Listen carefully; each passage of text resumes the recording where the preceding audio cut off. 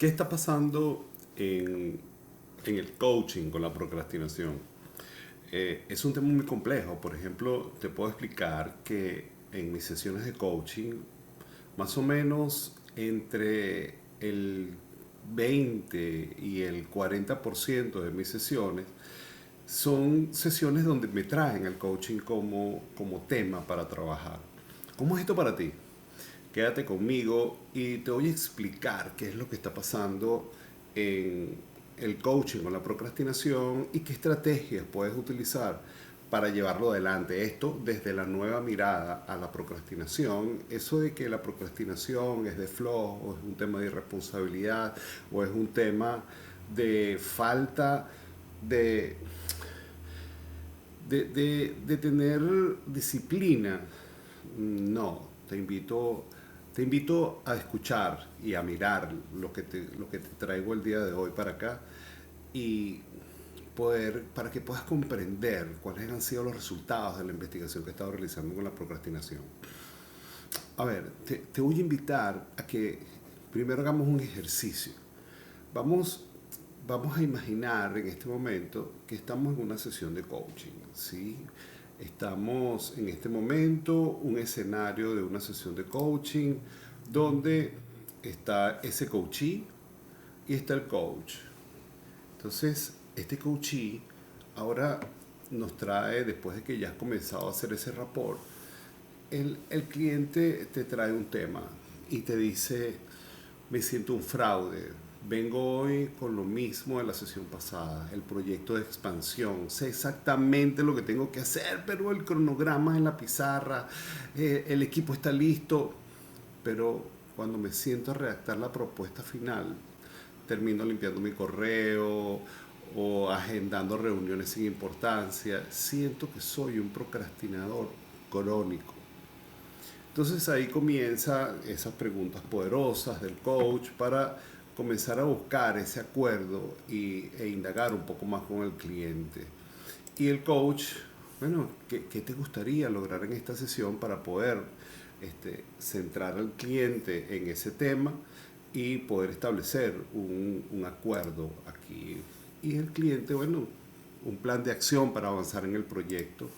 Y bueno, ¿y qué te diría realmente que lo lograste? Esto para poder identificar qué indicador es lo que te va a llevar a saber que al final de la sesión lograste lo que querías. Y bueno, el paso a paso. Él quiere su paso a paso de cómo hacer para poder lograr este proyecto y llevarlo adelante. Ok, entonces tenemos un acuerdo. El cliente quiere un plan de acción para avanzar en el proyecto. ¿Qué te va a decir que lo lograste? Bueno, el paso a paso. Ahora, en este momento, yo te voy a pedir que entres en, en una reflexión interna. ¿Cuál es tu hipótesis del quiebre? ¿Cuál es esa ruta que vas a tomar para indagar? ¿Dónde vas a entrar? Y comencemos entonces a revisar un poco. Te invito a que hagamos otro ejercicio. Cuando, cuando tú has tenido proyectos que te ha costado llevar adelante, vamos a ver, conéctate con eso. Conéctate con ese proyecto que te ha costado llevar adelante, con ese proyecto que quieres llevar a cabo y te ha costado mucho, o esa conversación que has querido tener y no la has podido lograr. Conéctate con ella. A ver, ¿qué sientes? Conéctate ahora con tu cuerpo. ¿Qué sientes cuando identificas esa tarea o ese proyecto o esa conversación que tienes pendiente? ¿Qué identificas en tu cuerpo? ¿Qué estás sintiendo? Ok, ok. Ahora eso que sientes, sigue conectado, sigue en esa conexión con esa emoción. Y ahora te invito a que hagamos una valoración. Si te pido que valoremos entre 1 y 5, donde 5 es un nivel muy alto de procrastinación y 1 es un nivel muy bajo de procrastinación, ¿en qué nivel de procrastinación te colocas entre 1 y 5? Ok, Es muy válido que puedas identificarte dentro de ese nivel. Y no está mal. Es algo que simplemente sucede. Ahora respira profundo. Toma una respiración muy profunda. Y vámonos a esa área, ahora esa dimensión donde tú eres como pez en el agua. Si disfrutas lo que haces, logras objetivos, cada vez que ves un problema en esa dimensión, dame acá, ese es mi problema, yo lo resuelvo, yo soy, yo mismo. Ok, y entonces, conéctate con eso, ¿qué sientes? Ajá, ¿qué sientes? ¿Qué identificas? ¿Qué identificas? ¿Qué hay en tu cuerpo? ¿Qué está sucediendo mientras te conectas con todo eso que sientes? Ok, genial, genial. Eres alguien allí que logra objetivos, que alcanza lo que quiere, comienza lo que quiere comenzar, termina lo que comienza. Y bueno, dame más, ¿sí? ¿Qué tal? ¿Qué sientes? Ahora con eso que sientes, te pido que hagas la misma medición que hicimos ahora. Entre 1 y 5, cuando 5 es un nivel alto de procrastinación y 1 el nivel más bajo de procrastinación. Ahora, ¿en qué nivel te ubicas? Ok, ok. ¿Qué te lleva a conectarte en este momento con ese nivel? Es la pregunta. Ahora fíjate la diferencia. Y ahora te invito a que vayamos un poco más allá. ¿Sí? Vayamos un poco más allá. Vayamos a que en este tiempo, en esta reflexionando en lo atemporal de la mente, mientras todavía está ese cliente esperando allí, nosotros estamos allí, la mente es muy rápido y mantente en esa conexión con lo que logras. ¿Qué te lleva a lograr todo eso? Tengo una pregunta, ¿qué tantos conocimientos tienes tú en esa área donde sientes que estás logrando todo, que es tu área, como lo dije antes, como pez en el agua? ¿Y cómo es ese conocimiento? ¿Cuánto has trabajado durante todo tu desarrollo y has construido todo ese conocimiento en esa dimensión? Sí, cierto, ¿no? Has obtenido interesante conocimiento durante toda esa experiencia, has investigado, has revisado los detalles de cuál es la razón, de qué necesito para terminar aquí y logras obtener ese conocimiento rápidamente. Ahora te pregunto, ¿qué habilidades tienes? ¿Qué tan hábil sientes que eres en esa área donde logras lo que quieres? Altas habilidades, ¿verdad? Tienes una práctica constante que te lleva a tomar esas decisiones y a poder ir adelante. Así mismo es. ¿Qué herramientas utilizas? ¿Te das cuenta de las herramientas que utilizas y qué tanta habilidad tienes para utilizar todas esas herramientas? Ahora hagamos una comparación de estos conocimientos, esas habilidades, esas herramientas que tienes respecto a la dimensión anterior donde estaban esas tareas que te cuesta hacer. ¿Qué recursos te están faltando? ¿Qué conocimientos son necesarios para llevar adelante ese proyecto, esa tarea? ¿Qué habilidades hace falta desarrollar? ¿Qué tanta práctica tienes en esa dimensión que te está costando avanzar? ¿Qué herramientas identificas que hay? Ok, ahora con todo eso que hemos visto, que has tenido en este momento, ahora volvamos a la sesión. ¿Cómo es esa hipótesis ahora que se te presenta con el cliente? ¿Cómo lo llevas adelante? ¿Cómo cuando regresas con el cliente, qué hipótesis y qué preguntas se te despiertan ahora? Es una mirada distinta. Hay una mayor empatía. Y sí, es muy válido. Entonces, ahora, ¿qué le preguntarías al cliente?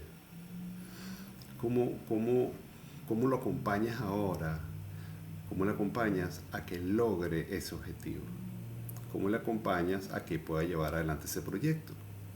Interesante mirada, ¿no? Ahora con todo esto, Fíjate que hay algo que es muy interesante, que cuando yo no puedo hacer las cosas, hay dos maneras, ¿sí? Ahí conoces la distinción entre tensión y presión.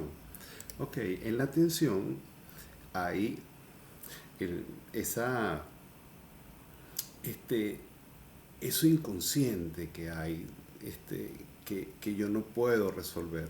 La presión es lo que viene desde interno, ¿sí?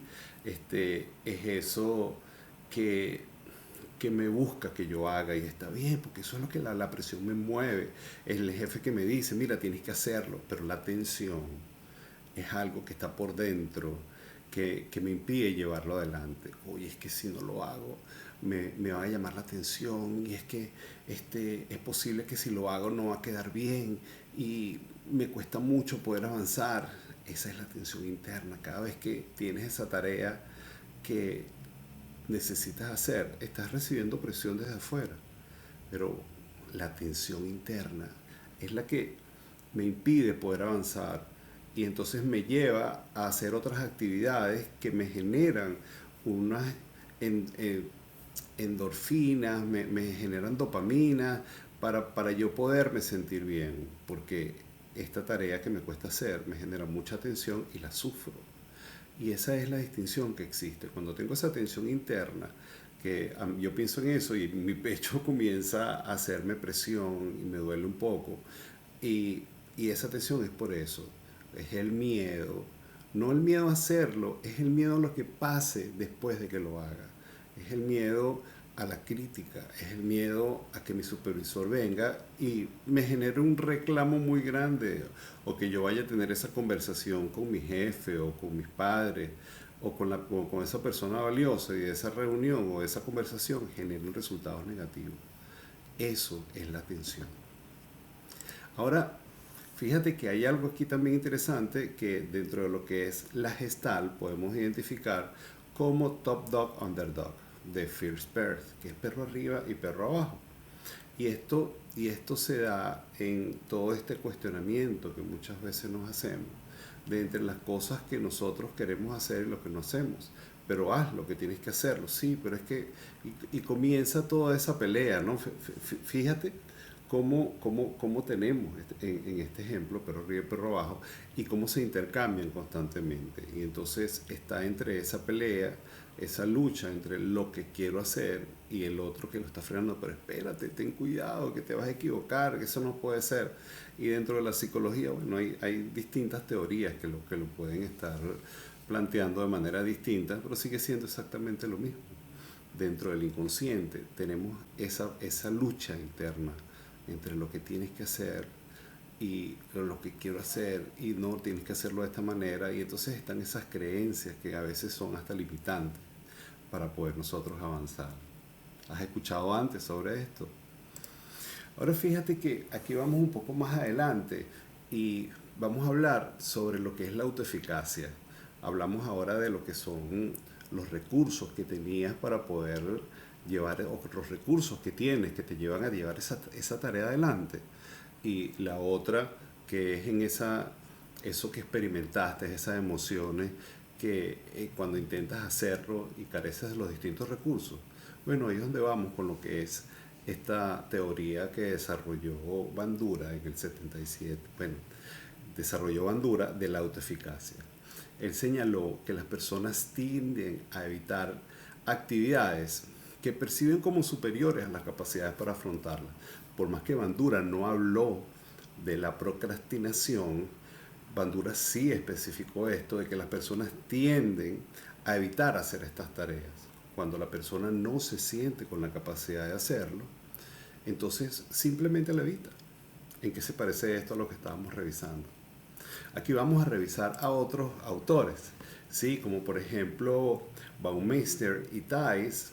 Ellos dicen que a veces procrastinar no es rendirse, a veces es proteger la autoestima, porque tenemos un sistema nervioso que busca protegernos de las distintas situaciones en las que nos encontramos. Y si yo hago esa tarea y cometo un error, me voy a sentir muy mal o me van a reclamar y mi autoestima, mi autovaloración está comprometida. Entonces, para poder evitar eso, mi sistema me lleva a procrastinar, mi sistema me lleva a evitar la tarea, a retrasarla. Lo mismo sucede con lo que dijo Fucsia Sioris. Si una persona posterga, no es porque sea débil, es porque su cuerpo busca alivio. Cuando esa tensión de la que te estaba hablando, que me produce y me genera ese disconfort, busco entonces una compensación inmediata para sentirme bien. ¿Sí? ¿Qué emoción suele intentar aliviar cuando procrastino? ¿Cómo me siento cuando hago una tarea distinta? Entonces fíjate cómo aquí la procrastinación deja de ser ya una irresponsabilidad o un problema de disciplina, para irse convirtiendo a un problema de emociones. Es un tema emocional que está generando desde el miedo. Esto también por ejemplo, Joseph Ferrari ha sido la persona que desde que él comenzó con las investigaciones ha resaltado totalmente con el tema de la procrastinación, porque lo ha llevado a compartir o a identificar lo que son los distintos indicadores de la procrastinación y cuáles son los porcentajes que se llevan a mover aquí. La procrastinación no es un problema de tiempo, es un problema emocional que él mismo lo identificó. Y él mismo dice que la persona que procrastina necesita hacer psicología, o sea, necesita atenderse, necesita hacer psicoterapia, porque es un problema que a la persona le cuesta identificar y eso tiene que ver con un problema interno de nuestro sistema de supervivencia, que es lo que he encontrado dentro de esta investigación que he estado realizando. Cuando yo me fui a analizar el problema, porque es algo que me gusta, o sea, voy y encuentro un problema y busco analizarlo. Entonces fíjate que el mismo Joseph Ferrari, que él llega y dice que la procrastinación es un problema emocional y él inclusive llega y desarrolla y propone 3 tipos de procrastinación. Pero cuando me puse a revisar todo esto, okay, él dice que el tema es de la conducta. Y me fui a analizar lo que es la neurobiología del trauma con Stephen Porges y inclusive el mismo Joseph Delows. Stephen Porges, él habla de lo que es la neurocepción. Él encontró de que nuestro sistema nervioso está constantemente en una evaluación constante, así como los radares, ¿sí? Ok, él habla de lo que es la teoría polivagal, del nervio vago, y es el nervio más grande que nosotros tenemos en nuestro cuerpo y está conectado a una gran cantidad de órganos, en todo el cuerpo está conectado el nervio vago. Y hay un sistema que constantemente está evaluando nuestro entorno y en base a eso entonces identifica, por ejemplo en este momento tú puedes estar viendo esta presentación conmigo y el entorno, quizás no te estás dando cuenta del entorno, pero si hay algo en el entorno que puede generar peligro, nuestro sistema se va a dar cuenta y nos va a generar una emoción y eso nos puede llevar a tener una reacción. Y ahí es donde Delows dice también de que nosotros generamos una reacción y va a depender de cómo ese estímulo que recibimos va por la vía larga o por la ruta corta para generar una respuesta. Ahí es donde se establece esa diferencia entre la reacción y la respuesta. La reacción es cuando yo reacciono sin pensar, que es algo que el sistema es como un arco reflejo, y la respuesta es cuando voy más a lo cognitivo. Allí también me encontré con lo que ya es la parte conductual, mucho más atrás, con Iván Pavlov y Shepard Siegel, que ellos van más al conductismo.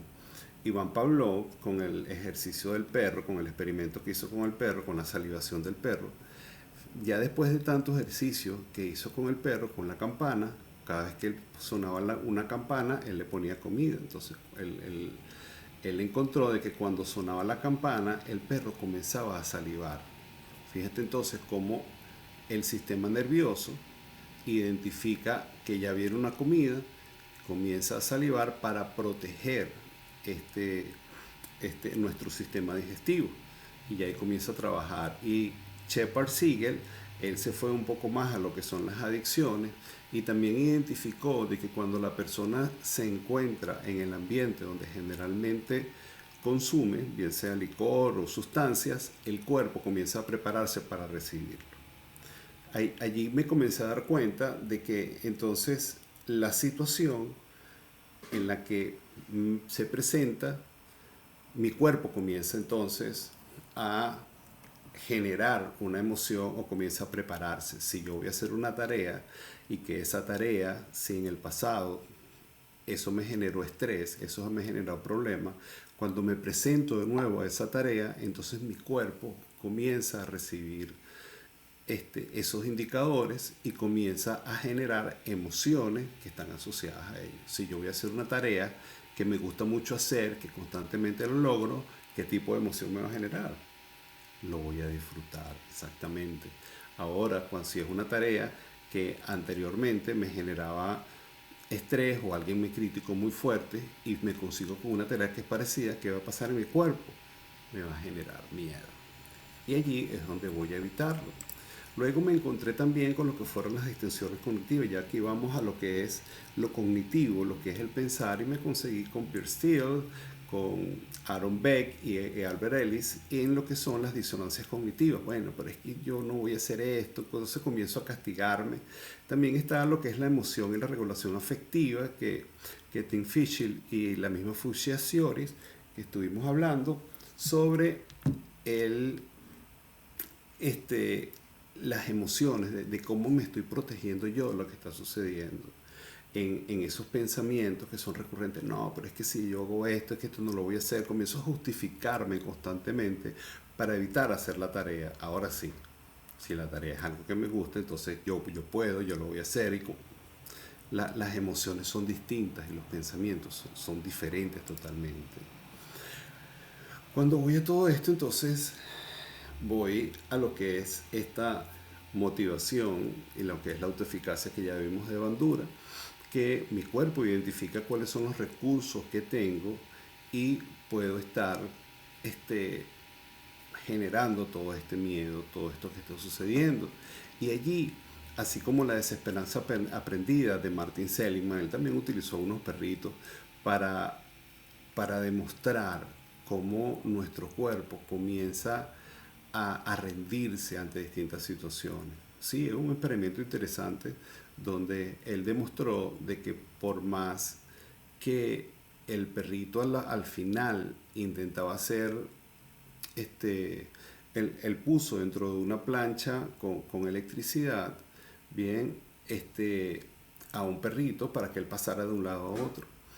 Y el perrito se rindió y no pudo, no pudo escapar de donde estaba. Ya en el momento en que Seligman le dio la oportunidad para que se escapara, no pudo. No lo pudo hacer. Ya él decía, bueno, ya por más que haga, no lo voy a poder hacer. Y entonces llegué y comencé a revisar, y es que nosotros necesitamos los recursos para poder cubrir todo esto. Cuando aquí es donde vamos con el problema. Entonces, cuando Albert Bandura dice que el cuerpo no identifica los recursos, bien, comienzo yo entonces a pensar, bueno, pero es que no puedo. Comienza entonces la neurobiología a trabajar, es que esto no me va a servir, y entonces aquí es donde llego a procrastinar. ¿Y cuáles son esos recursos que identifiqué? Los conocimientos, las habilidades y las herramientas. Piensa, ¿qué actividad tú puedes hacer sin esos tres recursos? Prácticamente nada. Nosotros necesitamos esos tres elementos para poder hacer todo. Piénsalo, inclusive dentro de las emociones. Yo, para poderme motivar, necesito los conocimientos de lo que yo quiero hacer, cómo yo me muevo ante esta situación que me estoy encontrando y qué tipo de herramientas yo estoy utilizando para llevarlas adelante. Esas herramientas pueden ser unas herramientas físicas o pueden ser herramientas cognitivas. Por ejemplo, este mapa que yo utilicé aquí es el de la espina de pescado, y también es una herramienta que yo utilicé aquí para poder analizar el problema con el que me conseguí. Ahora, ¿hacia dónde me lleva todo esto? Fíjate que aquí hay algo de mucho valor que te quiero mostrar y está relacionado con la Gestalt.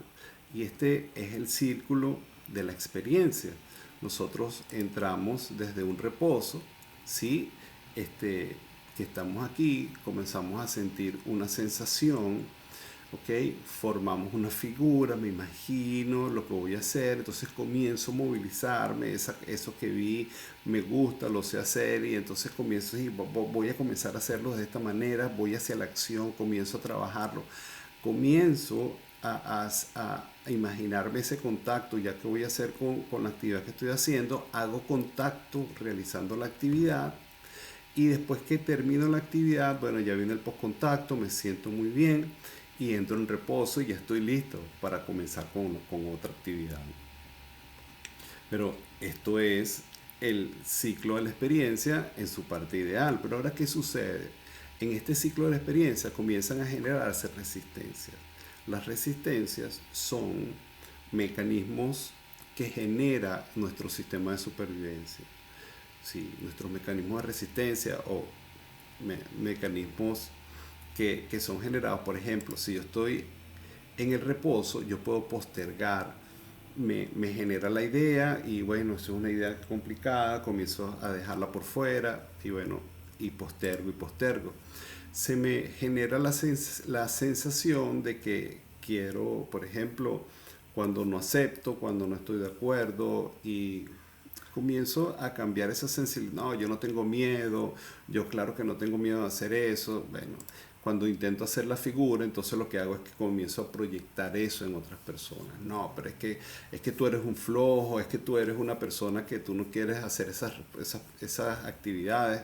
Y entonces, ¿qué soy yo? El que está evitando hacerlo.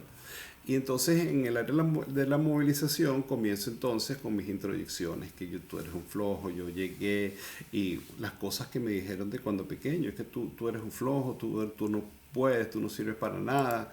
Y entonces comienza en la acción, en la retroflexión, eso que yo me creía anteriormente. En la introyección comienzo yo mismo a hacerme daño. Claro, es que yo no sirvo para nada, yo no soy así, es que yo nunca voy a lograr nada, siempre estoy en estas actividades. Cuando logro superar este mecanismo de resistencia, entonces voy a hacer al precontacto, pero entonces en vez de hacer la actividad, nada, comienzo a deflectar. Me pongo a hacer una actividad distinta, dejo de hacer la tarea, no voy a hacerlo, me pongo a hacer alguna otra cosa que me genere una mayor satisfacción. Cuando me doy cuenta de esto y hago el esfuerzo y voy hacia el contacto, entonces bueno, comienzo ya a hacerlo, y entonces me hago confluente con esta actividad, entonces la hago parte de mí, ya no la quiero soltar, entonces está aquí y bueno, ya logré hacerlo y ahora me enamoro de esa situación y ya no quiero hacerlo con esto. Para poder pasar con el postcontacto, entonces bueno, me quedo en esa fijación de que bueno, es que tú sabes que yo hice esto y comienzo y aquello y yo, bueno, mira, ¿te acuerdas que yo hice aquello? Y, y ahí es donde entro. Entonces fíjate que como cada paso del círculo de la experiencia lo puedo ir bloqueando con distintos mecanismos de resistencia que son totalmente inconscientes. ¿Dónde está el trabajo con nosotros como coach? Poder identificar dónde está el cliente dentro de este ciclo de la experiencia y cuál es la resistencia que está emergiendo. Es el trabajo que nosotros necesitamos hacer. Ahora, ¿qué fue lo que me llevó a construir la que fue la activación de la procrastinación? El proceso de cómo se activa la procrastinación. Primero aparece esa situación desafiante, bien, ya ustedes ya viste cómo funciona este proceso según la estructura que encontré. Pasa esa evaluación interna de recursos disponibles y de allí entonces entra lo que es la activación del sistema nervioso según la teoría polivagal y aparece esa conducta procrastinadora. Y allí entra en procrastinación. Así es como funciona. Así es como encontré que este proceso de activación de la procrastinación. ¿Y dónde aparece aquí la falta de disciplina? No es la falta de disciplina la que está. Entonces, ¿cómo ahora ante este problema necesito una solución? Y entonces para poderla resolver necesito reconocer los recursos, ¿sí? Reconocer cuáles son esas áreas de mejora, diseñar un plan de acción, ¿ok? Y un acompañamiento de ese seguimiento. Esto se ve muy fácil. El tema aquí es cómo yo hago para reconocer estos recursos, primero necesitamos resolver cómo atender lo que son esos mecanismos de resistencia que aparecen para poderlos superar y poder encontrar en este reconocimiento. Bien, porque voy a pasar a postergar y voy a pasar a evitar, voy a desensibilizar. Y allí entonces fue donde desarrolló una metodología que se llama ProAction 360. Y dentro de lo que es el proceso de coaching hay en aproximadamente 8 sesiones, o sea, es un proceso, lo puedo desarrollar. La primera es la autoevaluación diferencial. Esta es la que lleva a desbloquear esa y mediante la toma de conciencia, ese ejercicio que hicimos inicialmente, donde revisamos cuál es la dimensión donde tienes éxito, la dimensión que te cuesta hacer. Bueno, en eso se basa la autoevaluación diferencial. Luego pasamos a un diseño de objetivos. Aquí utilizamos la metodología SMART, que es una de las más efectivas para poder diseñar objetivos. Y en la tercera etapa vamos con ese proceso adaptativo y de seguimiento. Lo llamamos adaptativo porque la persona va adaptando paso a paso todo este proceso para ir llevando al éxito. ¿Qué te parece? Aquí es donde te invito a revisarla. Hay un proceso en el que estoy yo en este momento trabajando en todo esto y tengo un taller experiencial, bien, donde vamos a aplicar la metodología, ¿sí? Vamos a crear una comunidad y aquí voy a obsequiar un ebook, voy a obsequiar una sesión individual, el test de procrastinación y vamos a trabajar también en esos conocimientos y experiencias. Te invito a escribirme. En el Instagram es @lennis coach y mi correo electrónico es lennis@latincoachingus.com. Ese es mi sitio web, latincoachingus.com. Bueno, con esto vamos cerrando entonces ya este webinar. ¿Qué te ha parecido? ¿Qué has encontrado? Déjame tus comentarios y te prometo que te voy a responder. Bien, entonces aquí yo creo que ya podemos ir cerrando esta sesión con este coachee. Aquí tienes con este código de barras, con este código QR, perdón, puedes hacer conexión conmigo y con la información que tengo.